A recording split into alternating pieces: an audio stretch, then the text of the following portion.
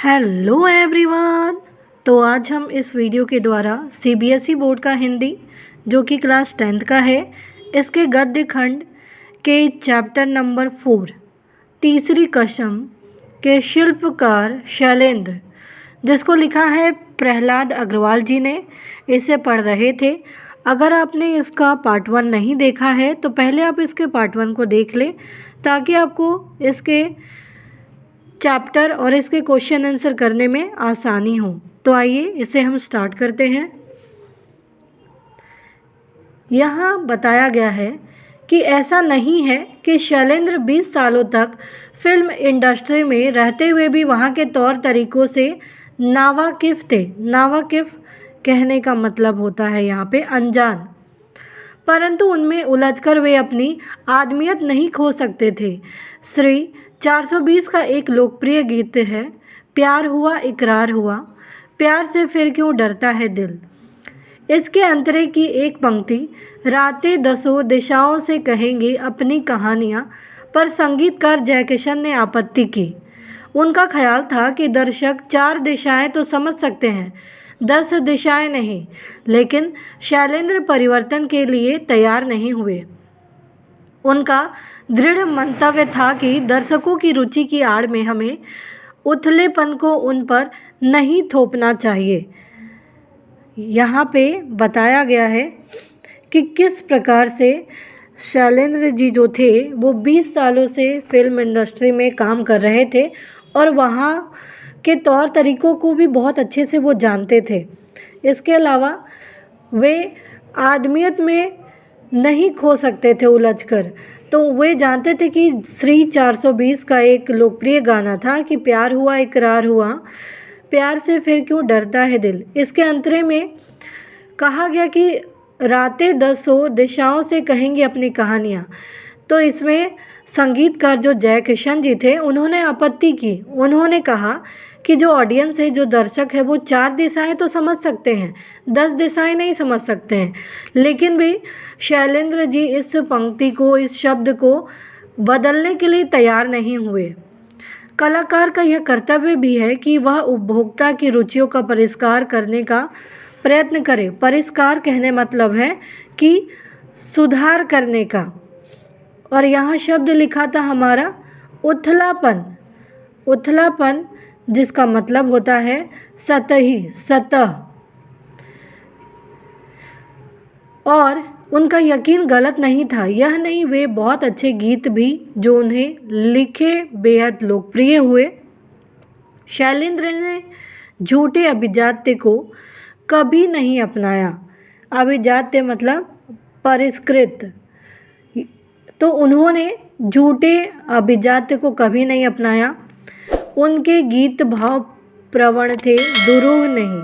उनके जो गीत थे वो भावनाओं से भरे हुए थे। दुरूह, दुरूह का मतलब होता है कठिन, कठिन नहीं थे। मेरा जूता है जापानी, ये पतनूल इंग्लिस्तानी, सर पे लाल टोपी रूसी, फिर भी दिल है हिंदुस्तानी। यह गीत शैलेंद्र ही लिख सकते थे। शांत नदी का प्रवाह और समुद्र की गहराई लिए हुए, यही विशेषता उनकी ज़िंदगी की थी और यही उन्होंने अपनी फिल्म के द्वारा भी साबित किया था। तीसरी कसम यदि एकमात्र नहीं तो चंद उन फिल्मों में से है जिन्होंने साहित्य रचना के साथ 100% न्याय किया हो। शैलेंद्र ने राजकुमार जैसे स्टार को हीरामन बना दिया था। हीरामन पर राज कपूर हावी नहीं हो सका और छीट की सस्ती साड़ी में लिपटी हीराबाई ने वहीदा रहमान की प्रसिद्ध ऊंचाइयों को बहुत पीछे छोड़ दिया था। कजरी नदी के किनारे उकड़ू बैठा हीरामन जब गीत गाते हुए हीराबाई से पूछता है, मन समझती है ना आप, तब हीराबाई जुबान से नहीं आँखों से बोलती हैं। ये जो दृश्य बताया गया है नाटक का कि किस तरीके से यहाँ राज कपूर जी हीरामन बने थे और हीराबाई वहीदा रहमान जी बनी थी। और जब यह कजरी नदी के किनारे उकड़ू होकर बैठते हैं तो हीरामन जब गीत गाते हुए हीराबाई से पूछते हैं कि मन समझती है ना आप, तब हीराबाई जुबान से जवाब नहीं देती बल्कि आँखों से बोलती है, दुनिया भर के शब्द उस भाषा को अभिव्यक्त नहीं दे सकते, ऐसी ही सूक्ष्मताओं से स्पंदित थी तीसरी कसम। स्पंदित यानी भावनाओं से भरी हुई थी। अपनी मस्ती में डूबकर झूमते गाते गाड़ीवान, चलत मुसाफिर मोह लियो रे पिंजड़े वाली मुनिया। टप्पर गाड़ी में हीराबाई को जाते हुए देखकर उनके पीछे दौड़ते गाते बच्चों का हुजूम, लाली लाली डोलिया में लाली रे दुल्हनिया। एक नौटंकी की बाई में अपनापन खोज लेने वाला सरल हृदय गाड़ीवान, अभावों की जिंदगी जीते लोगों के सपनीले कह कहे। यहाँ किस तरीके से जो ये गाड़ियाँ, ये टप्पर गाड़ी, अर्थात टप्पर गाड़ी उसको कहते हैं जो अर्ध गोलाकार छप्पर वाली बैलगाड़ी होती है, उसको टप्पर गाड़ी कहते हैं यहाँ पे। तो यहाँ पे तरह तरह के गाने बताए गए जिससे बच्चे झूमते, और लाली लाली डोलियों में लाली रे दुल्हनिया, एक नौटंकी बाई में अपनापन खोज लेने वाला सरल हृदय गाड़ीवान के बारे में यहाँ बताया गया था। हमारी फिल्मों की सबसे बड़ी कमजोरी होती है लोक तत्व का अभाव। वे जिंदगी से दूर होती है, यही त्रासद स्थितियों का चित्रांकन होता है तो उन्हें ग्लोरीफाई किया जाता है। अब यहाँ पे लिखा है ग्लोरीफाई। ग्लोरीफाई का मतलब होता है प्रशंसा करना या महिमा मंडित करना। त्रासद स्थितियाँ मतलब होता है भयानक जो घटनाएं होते हैं उसकी किस प्रकार से उसका चित्रांकन यानी चित्र खींचा गया है, किस प्रकार से प्रशंसा की जा रही है। दुख का ऐसा विभत्स रूप प्रस्तुत होता है जो दर्शकों का भावनात्मक शोषण कर सके।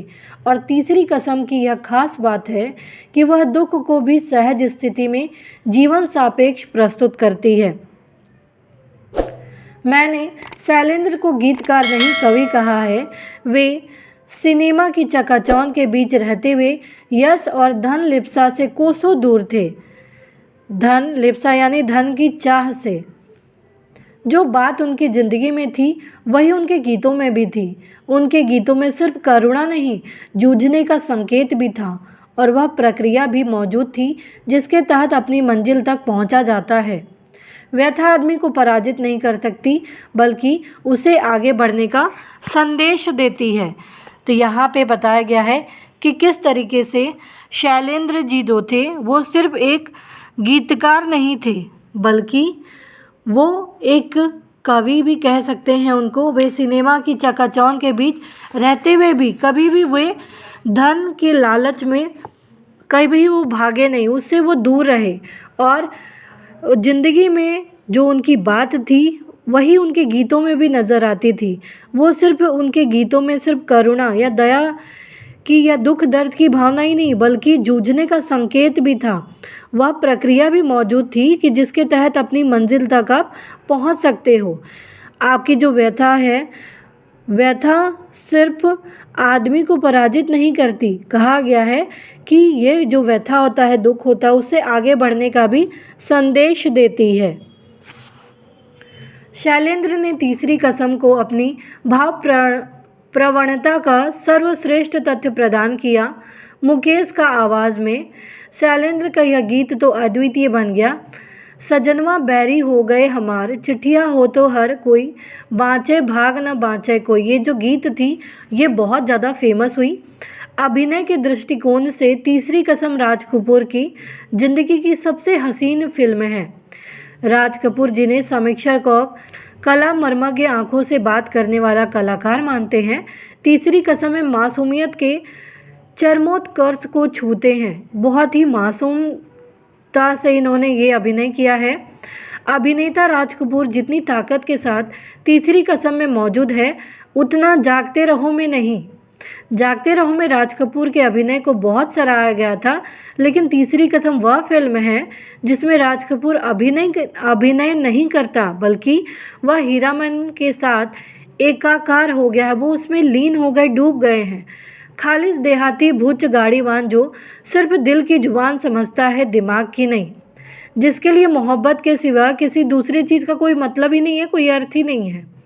बहुत बड़ी बात यह है कि तीसरी कसम राज कपूर के अभिनय जीवन का वह मुकाम है जब वह एशिया के सबसे बड़े शोमैन के रूप में स्थापित हो चुके थे। उनका अपना व्यक्तित्व एक किंवदंती बन चुका था। यहाँ पे बताया गया किंवदंती यानी उनका जो अपना जीवन था वो सिर्फ एक कहावत बन चुका था, लेकिन तीसरी कसम में वह महिमामय व्यक्तित्व पूरी तरह हीरामन की आत्मा में उतर गया था। वह कहीं हीरामन का अभिनय नहीं करता, अपितु खुद हीरामन में ढल गया है। इस तरीके से उन्होंने अभिनय किया था। हीराबाई की फेनू गिलासी बोली पर रिश्ता हुआ, उसकी मनुआ नटुआ जैसी भोली सूरत पर न्योछावर होता हुआ और हीराबाई की तनिक सी उपेक्षा पर अपने अस्तित्व से जूझता हुआ सच्चा हीरामन बन गया था इस फिल्म में।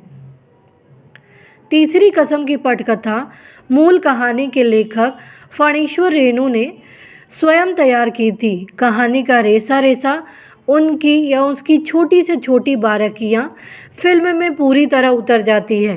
तो यहाँ बताया गया है कि किस तरीके से बारीकी चीज़ को राज कपूर जी ने, वहीदा रहमान जी ने अपने दिल से अभिनय किया और पूरी तरीके से उससे जुड़कर ये अभिनय किया, जिससे ये जो फिल्म थी बहुत ज़्यादा फेमस हुई।